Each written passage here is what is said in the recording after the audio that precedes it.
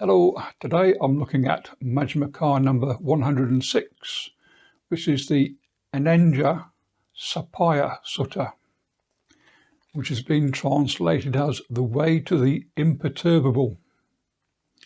Now I'll actually look up the word Anenjasappaya. It's a compound word of Anenja, meaning stillness, and Sappaya, meaning wholesome or beneficial. So it's more, say, calmness and stillness or equanimity. Now the location is the Kuru country, a town called Kamasadama, and the persons involved are Buddha, his followers, the bhikkhus or monks, and the Venerable Ananda. Now Buddha is addressing the assembled bhikkhus or monks, saying, "Sense pleasures are impermanent, false, deceptive, illusory. They are Mara's bait, Mara's domain." So, as you may know, Mara is the sort of the devil or the tempter of human frailties. And Buddha continues, on account of sense pleasures, unwholesome states arise, like greed and ill will. They constitute an obstruction to the noble disciple. If I were to abide with a mind exalted and transcended the world, there will be no more unwholesome mental states, and so my mind will become unlimited, immeasurable, and well developed. When practicing in this way and abiding thus, the mind acquires confidence in this state. Once there is full confidence, now for some reason the text has swapped from first person to third person, but so we're talking about, say, a third person here. So he reaches a wholesome stillness or equanimity or imperturbability, or else reaches it with wisdom. It may be that after death, the mind will pass on through rebirth in the wholesome, still state. This is the first way to achieve wholesome stillness or imperturbability. So just to recap on that, so just practicing no more unwholesome mental states. It then goes on. Another way to achieve wholesome stillness is to consider that all material form is made up of four great elements, earth, air, fire, and water. Once considered and accepted with full confidence, he attains a wholesome stillness, and maybe after death in rebirth, passes on this wholesome still state. Or again, he might consider that sense pleasures and material form are impermanent, temporary, and what is impermanent is not worth holding on to and not worth delighting in. When he practices in this way, and his mind acquires confidence in this, he either attains a calm stillness now or resolves it with wisdom. This evolving consciousness may pass on after rebirth. Or a noble disciple might consider thus: sense pleasures, material forms, even perceptions of forms, and perceptions of calm stillness are just that, perceptions.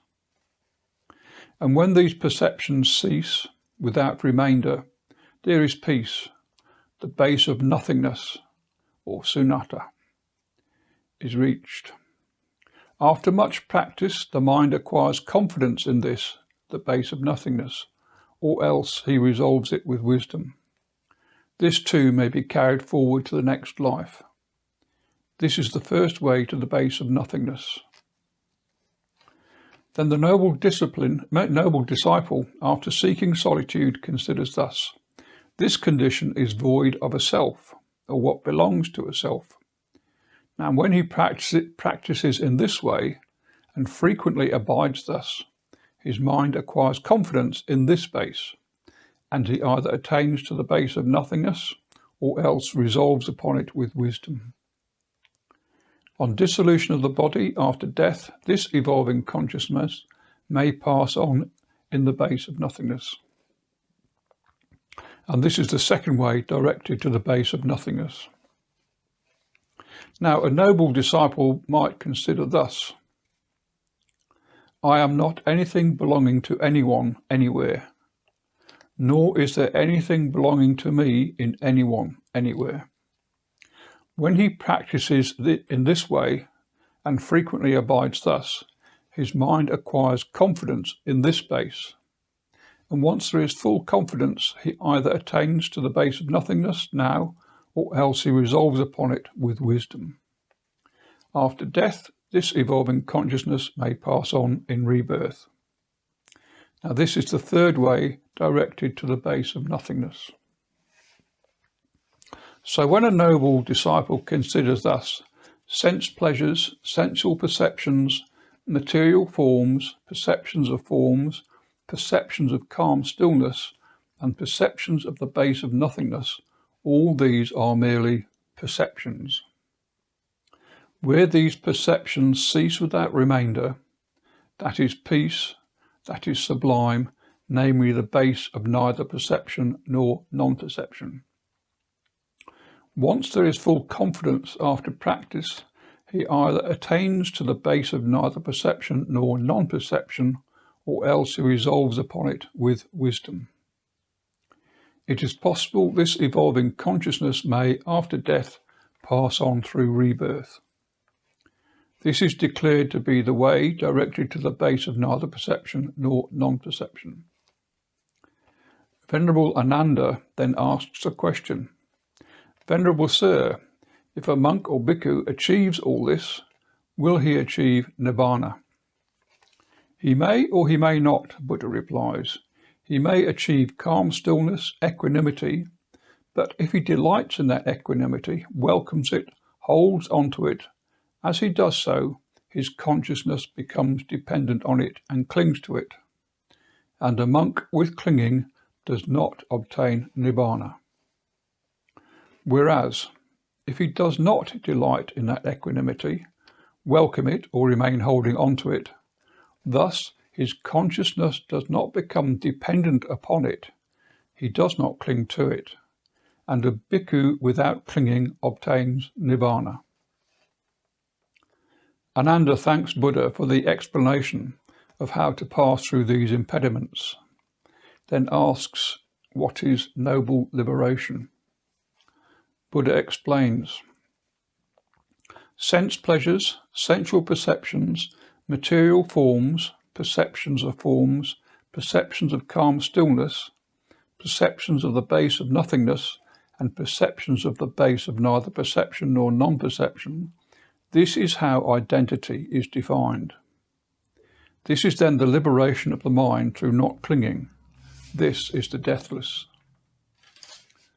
Buddha concludes that having taught all these steps, it would be well that Ananda now takes the opportunity to meditate in seclusion and not to delay, or he will regret it. With this, the Venerable Ananda was satisfied and delighted with the Blessed One's words. And that's the end of Majjhima Nikaya number 106, the Anenjasappaya Sutta. So that's quite an interesting sutta, really, isn't it? On how to achieve nibbana without going through the full meditation process.